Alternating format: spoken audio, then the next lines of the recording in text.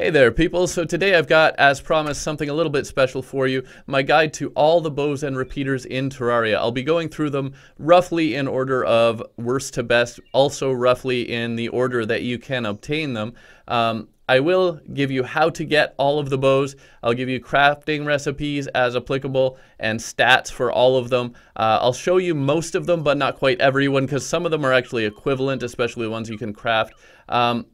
So there's three basic stats for bows and repeaters: base damage, velocity, and use time. And then different types of arrows that you use will normally add to that damage and the velocity, and they will also give special properties in most cases as well. So first, I'm going to try to quickly go through all of the pre-hard mode bows. So the very first bow and the worst bow that you can get in the game is your basic wooden bow just made out of regular wood. So I've got that in my slot 3 here. Mine's even a lazy wooden bow, and that is just made from 10 wood at the workbench.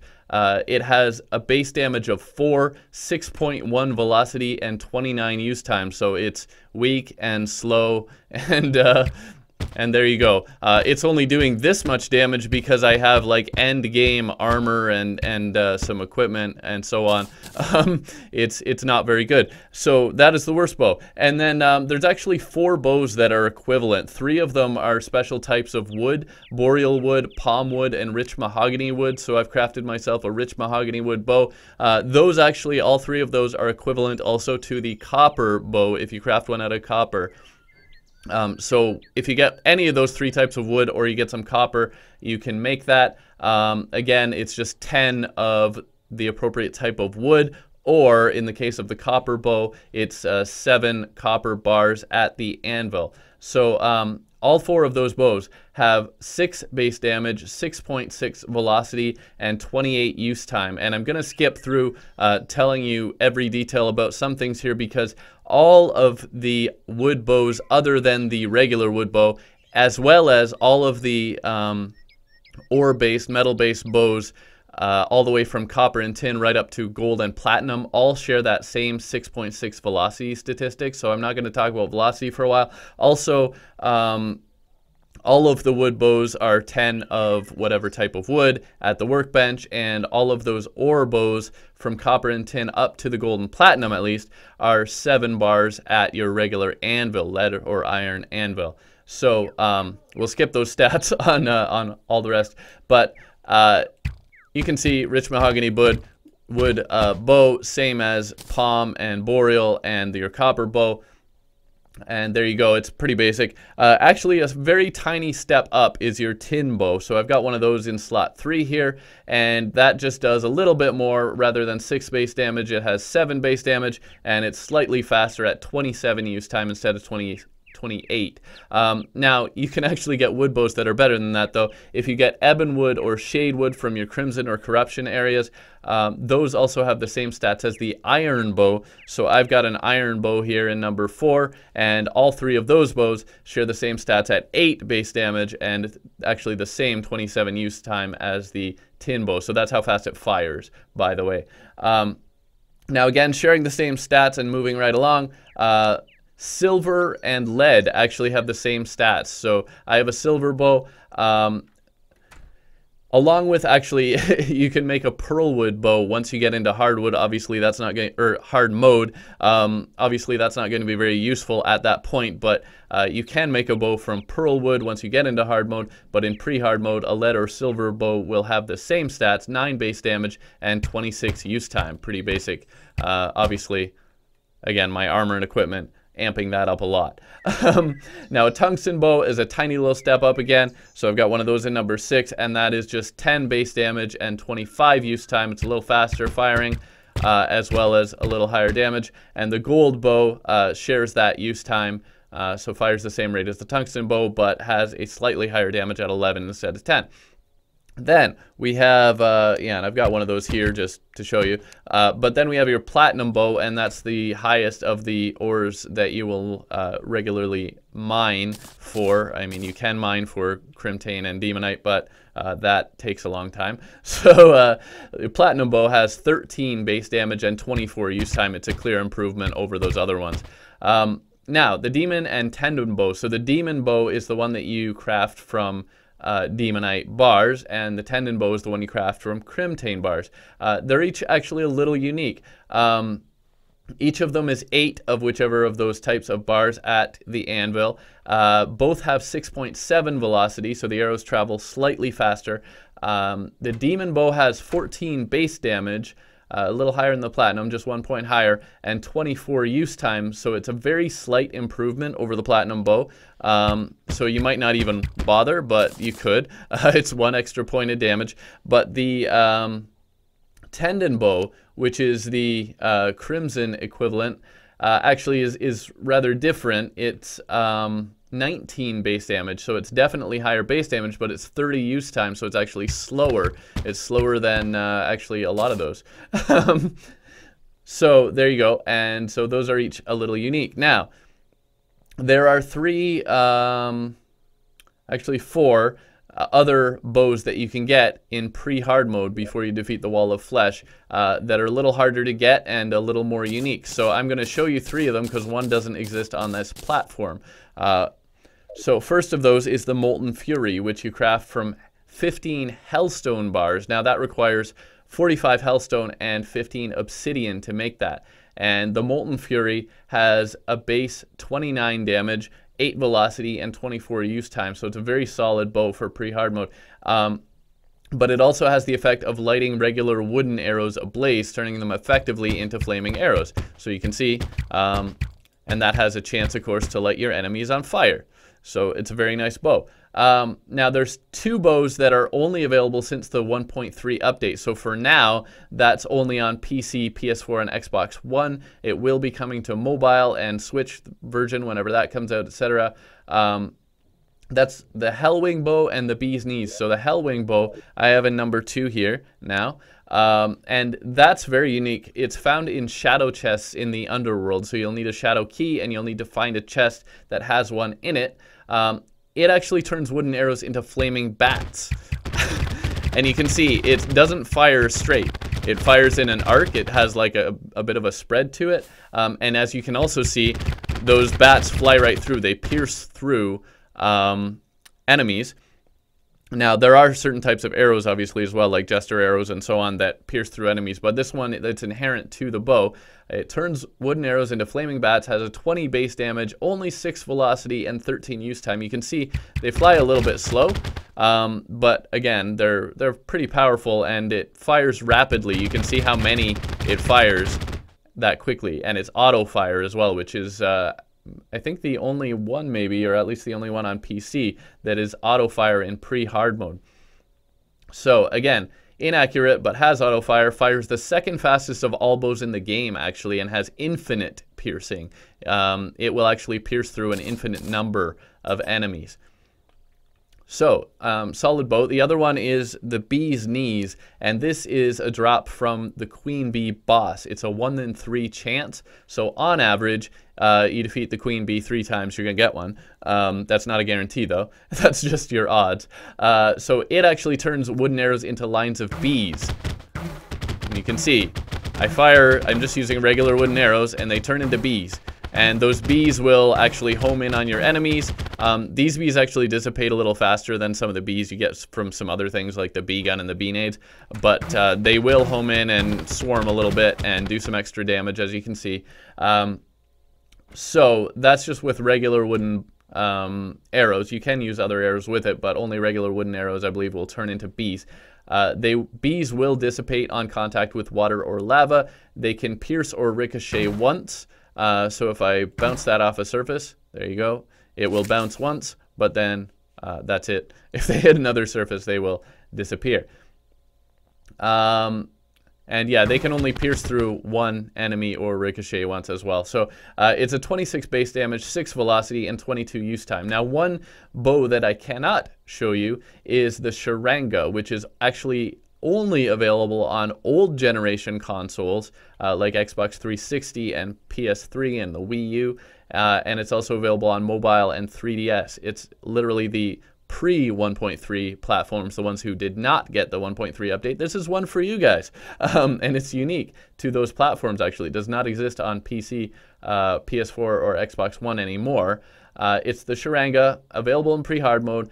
It's been removed with the update to PS4 and Xbox One, and probably will be when the update comes to mobile as well. It's crafted from 10 Hellstone bars and 2 Molten Fury bows. So I just told you about the Molten Fury, which you can craft from Hellstone bars.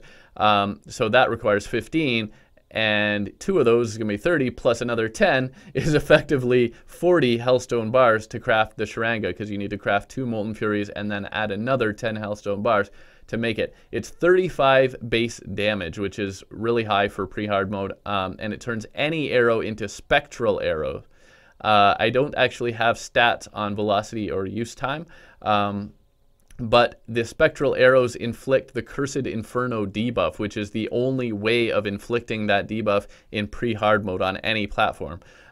So that actually makes it very powerful. In addition to that 35 base damage, it also gives you a 1 in 4 chance to recover those special spectral arrows, which you can then use with another bow, which is interesting as well. But anyway, there you go. The Sharanga, very powerful. And that's it for the pre-hard mode bows. I'm going to need to switch out my equipment, and then we'll get back to this. Okay, so I'm finally back. I had a solar eclipse followed immediately by a blood moon. But anyway, a quick note on auto fire as well. You'll notice that in pre-hard mode, only one of those weapons actually had auto fire. On mobile, all weapons have auto fire. What auto fire is when you hold the button down and it keeps firing.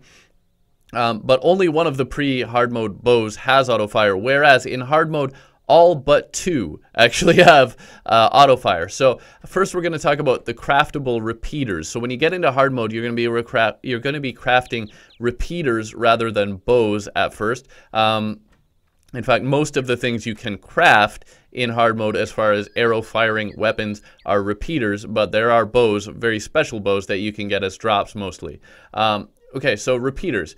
Repeaters, as implied by the name, are all auto fire. Repeaters are mostly crafted from 12 of whatever type of bar, with 3 exceptions, which I'll get to. So the cobalt and palladium repeaters are crafted at your regular iron or lead anvil. The rest, you are going to need to make a mithril or orichalcum anvil to craft the other ones. So cobalt and mithril are 2 of the exceptions. They require only 10 bars rather than the 12, and the titanium repeater requires 13 bars to craft. So the cobalt repeater, which I have here, is 32 base damage, 9 velocity, 24 use time, and as suggested, all of them do have auto fire. So you can see, again, this is all amped up. Those big bright numbers are critical strikes because of my excellent armor and equipment. And then the palladium is a step up, so it depends which type of ore you get in your world. Palladium is slightly better at 34 base damage, 9.25 velocity, and 23 use time, so it's a little better on all those stats. And then you'll move up to the mithril or orichalcum. So mithril has 36 base damage, 9.5 velocity, and 22 use time, so a slight improvement on the palladium. And orichalcum, then again, another improvement, is 38 base damage, 9.75 velocity, and 21 use time. So depending which ores you get, which one of those, I mean, obviously the higher tier ores are always better. Anyway, adamantite, of course, is the next tier up from that, and it's 40 base damage, 10 velocity, and 19 use time. So again, another slight but clear advantage over the orichalcum. And titanium, finally, for the ores you can mine, the last one you can get before defeating any mechanical bosses in terms of craftable. Titanium does a base of 41 base damage, 10.5 velocity, and 18 use time. Now, if you defeat any mechanical boss, any one of them, you will get some hallowed bars, and you can make a hallowed repeater, which has 43 base damage, 11 velocity, and 18 use time. So same firing speed as titanium, slightly higher velocity, slightly higher base damage. Now, special case, you get to the Chlorophyte. And the Chlorophyte repeater shoots actually 2 to 4 arrows, somewhat randomly, per each arrow that you use. So you can see it's got a bit of a spread going there, and you can get multiple hits with it. So it actually has a lower base damage of 34, but because it's shooting 2 to 4 arrows, it ends up having a higher damage per second normally. It's an 11.5 velocity, so they do fly a little faster. Same 18 use time, so same firing rate, but you're firing multiple arrows. So ultimately, it's higher DPS. The arrows from this, interestingly, cannot be recovered for whatever reason. They just decided maybe because it's multiple arrows, you cannot recover the arrows. It does become less effective with piercing arrows because normally only one of them will hit if you use a piercing arrow type, like the Jester's arrows or eventually the Luminite arrows. And it's also slightly less effective against enemies with high defense because, yes, you're firing multiple arrows, but they have lower per arrow damage, and if you have a very high defense enemy, that's going to bring that damage down enough that in some cases you might do better with a Hallowed Repeater. But for the most part, Chlorophyte has multiple arrows, higher DPS. Couple of early drops, and these are actually the only two that do not have auto fire that you can get in hard mode. The Marrow Bow is a 1 in 200 chance to drop from skeleton archers underground, and as you can see, it fires a very high velocity arrow. What it actually does is it converts your regular arrows to special arrows that act like bone arrows. They travel very fast. The type of arrow you use does matter in terms of the damage, but the special properties of those arrows will be lost. They will be turned into these high-speed bone arrow-like things. So the Marrow Bow has a base 40 damage, 11 velocity, 18 use time. It will remove the special properties of your arrows, but they do fly fast and do a lot of damage. Now the Ice Bow is the other one that you can get, and this is a 1 in 4 chance to drop from ice mimics in the underground snow biome. Actually, it's a 28.5%, so it's slightly higher than 1 in 4. In the underground snow biome from ice mimics, it does a base 46 damage, 10 velocity, 20 use time. It converts your arrows as well into special frost arrows, which you can see have a little frost trail. They shoot pretty fast as well. So again, like the Marrow, it's kind of similar actually. The damage value of the arrow that you use does matter, but special properties are lost. These frost arrows do not inflict the frost burn debuff, so keep that in mind. So it's kind of a trade-off between the two actually, because the Marrow Bow fires a little more rapidly and has a little higher velocity, whereas the Ice Bow has a little bit higher damage value, base damage, but fires a little slower. And so all the rest of the ones that I am going to talk about have auto fire. I've got them ready to go here. So first of all, some of these are available only since the 1.3 update, and some of them, conversely, are actually another situation entirely. So let's talk first about, I guess, the Phantom Phoenix, which is actually a PC-only bow. And this is a drop because it's actually added after the 1.3 update. It was added with the 1.3.4 Old Ones Army event, and it is a drop from that event. It has a 1 in 15, or if you're playing on Expert, 1 in 10 chance to drop from the Ogre mini-boss in the Old Ones Army event. It fires 2 flaming arrows for every shot, and there's a special thing you can see there as well. So for every regular arrow that you shoot, you get 2 flaming arrows, and every 4th shot, you get that's a phoenix, and the phoenix obviously flies right through and pierces through the enemies and so on, and does extra damage. So regular, it's a base damage of 24, 20 velocity, 19 use time, but every 4th shot you get that phoenix that does, it looks like roughly double the damage and pierces through the enemies. Now a couple others that you can get as drops fairly early on as well. If you have the 1.3 update, which for now, again, is PC, PS4, and Xbox One, coming later to mobile, you have the Daedalus Stormbow. Now this, rather than firing arrows directly, it actually rains them down from above.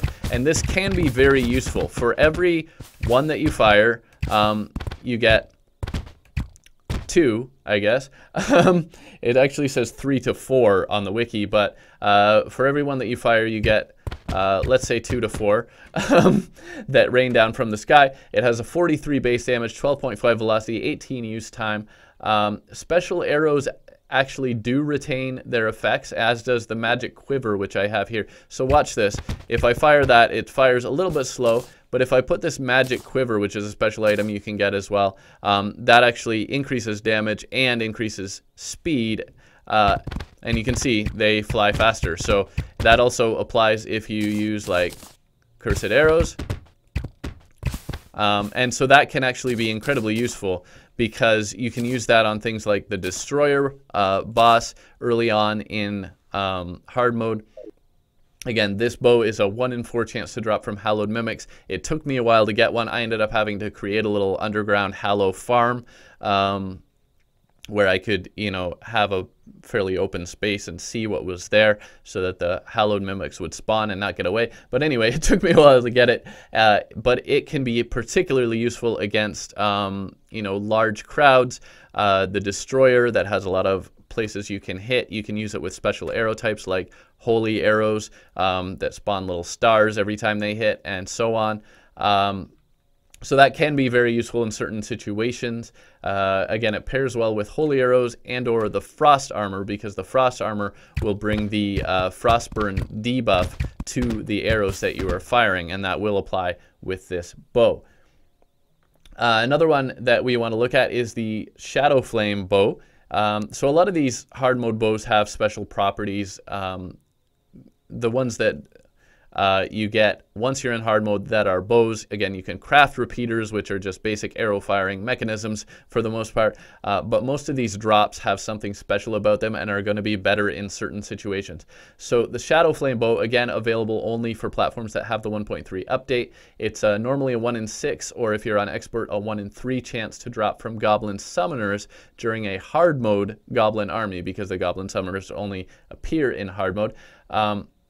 So this is actually pretty similar to that Sharanga that the old gen consoles and mobile platforms currently have, but it turns any arrow into a Shadowflame arrow, and as you can see, that inflicts the Shadowflame debuff, which continues to take some damage, and that's a powerful debuff. It's not, most bosses and other enemies are not immune to that one, so that's very useful.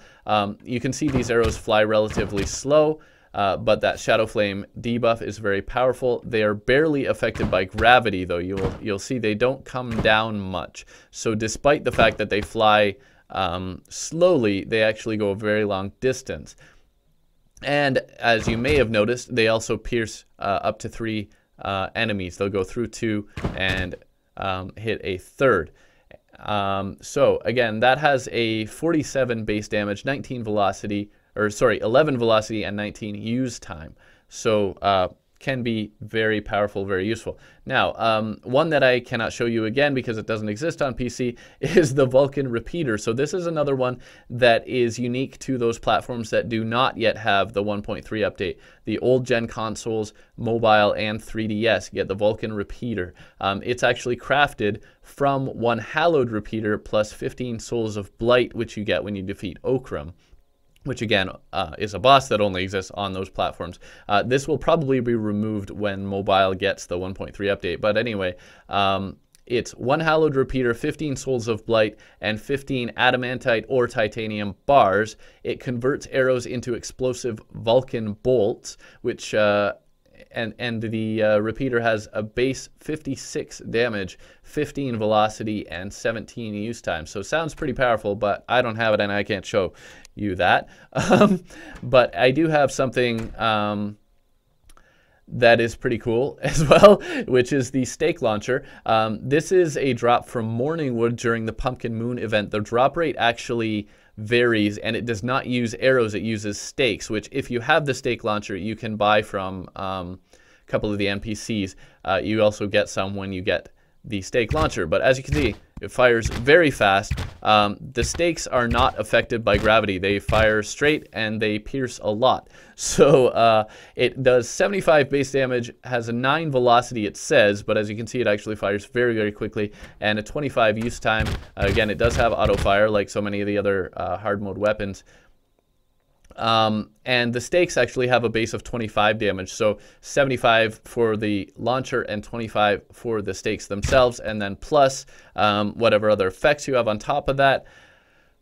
They will pierce through 9 enemies and obviously fly very fast. They also get a huge boost against vampires. If you're fighting vampires specifically during a solar eclipse, it will do nearly 5,000 damage per shot against those vampires. But otherwise, it's already pretty powerful. And so that's a good one. Another one, which is actually pretty similar, is the Pulse Bow. The Pulse Bow you can purchase from the Traveling Merchant for 45 gold after defeating Plantera. The only exception is that the Pulse Bow does not exist on 3DS, apparently, as far as I can tell. But it's purchased from the Traveling Merchant for 45 gold after defeating Plantera on any other platform, and it converts arrows into white glowing bolts, which, like the stakes, are unaffected by gravity. And they have a piercing effect. You can see they don't quite go through all of these, though.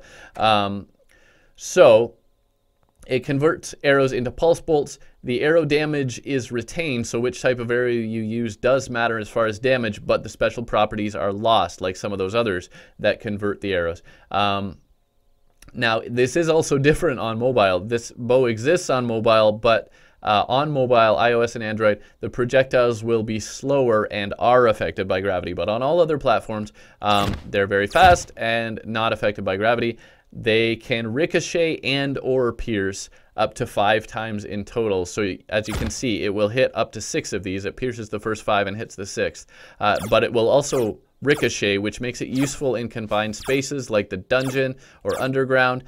It will bounce around, but each bounce counts against that total piercing as well. So it will either pierce or bounce up to 5 times in total.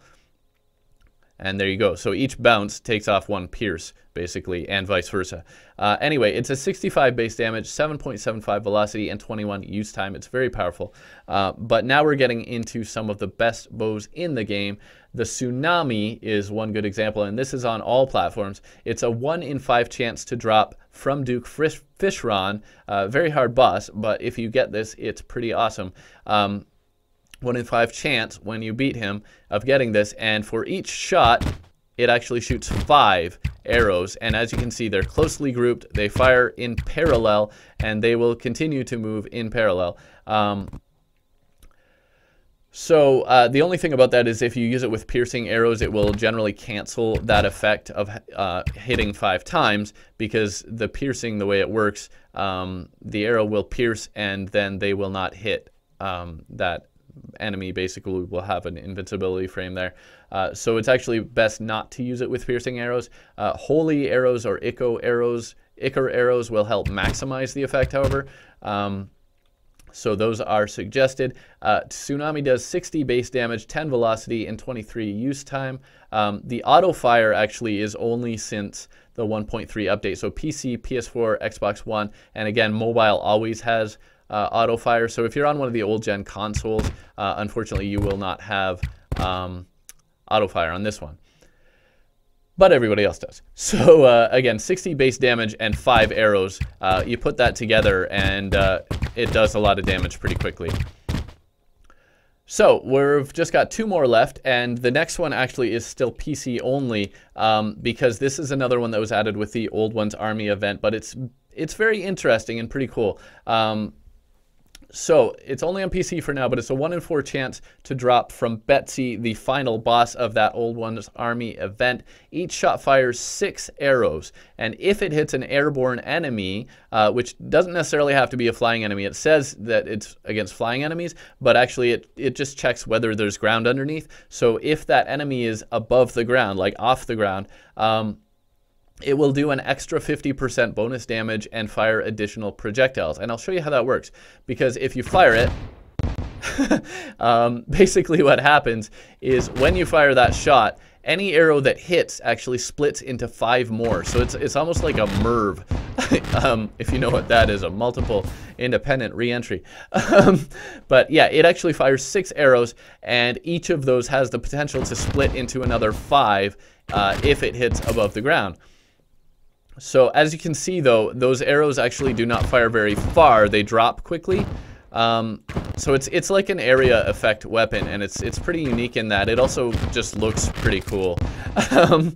But yeah, the arrows that you use, I'm just using regular wood arrows. I'm using my infinite quiver or endless quiver, and it's converting those basic wooden arrows into these flaming arrows that automatically split when they hit a target, and that can do a whole lot of damage. It also, if you're firing at stuff in the sky, it's going to take out anything on the ground largely as well. So it has a short horizontal range, but can do a lot of damage when those arrows split and they explode on contact and so on. So that just leaves one more bow, and this is often considered the ultimate bow in Terraria. It does depend on the situation what you're going to want to use, but this one is available only since the 1.3 update. So for now, that's PC, PS4, Xbox One, but it will be coming to others. And this is the Phantasm. The Phantasm is the last bow you can craft in the game, and it's arguably the ultimate bow. It's crafted from 18 vortex fragments, which you get when you defeat the vortex pillar during the lunar or celestial events. That's after you defeat the lunatic cultist. If you want this really bad, you can go straight to the vortex pillar and try to beat the vortex pillar so that you can get those vortex fragments. And you'll need 18 vortex fragments, and you'll need to go to your ancient manipulator, which you get when you defeat the lunatic cultist, and you will be able to craft your Phantasm. So the Phantasm fires 4 arrows per shot. And sorry, this is getting a little dark here. Let me light the stage here for you.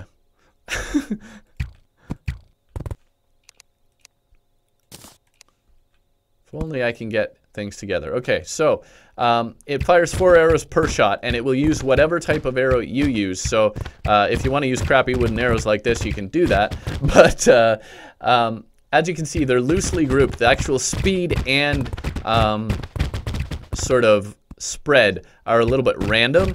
So and the other thing you may notice is that it actually fires a little bit quicker when you hold down the button. It is auto fire, and it actually starts firing a little bit quicker if you just hold it down.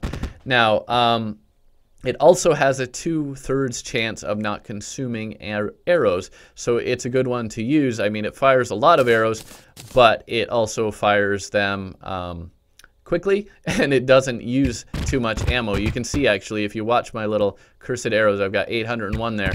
That statistic actually does not go down very fast. My count of arrows does not go down very fast because it's only using 1 for each shot, and it's actually a 2 in 3 chance that it won't actually use it at all, and it's firing 4 arrows for each one. So you're getting a lot of arrows for your ammunition is what I'm saying. Anyway, each arrow that hits also is supposed to spawn additional homing arrow-like projectiles. I don't think that works against target dummies, but yeah, basically each arrow that hits is supposed to do that. And arrows do retain their special properties, so as you can see, if I use it with cursed arrows, I get a lot of cursed flames on all those enemies, all those dummies in this case. Now, piercing arrows, I do have some luminite arrows, which are piercing arrows, can actually cause some arrows to pass through without hitting, but depending on your situation, it might be worth it. As you can see, I can do a whole lot of damage to these dummies using those piercing arrows as well. So it depends what you're going for, what type of arrows you'll want to use, but the Phantasm will fire a lot of arrows at whatever you point it at, and that makes it more or less the best or the ultimate general purpose bow in the game. So hope you liked the video. Thanks for watching. Please subscribe if you haven't already, and I will see you next time. Bye for now.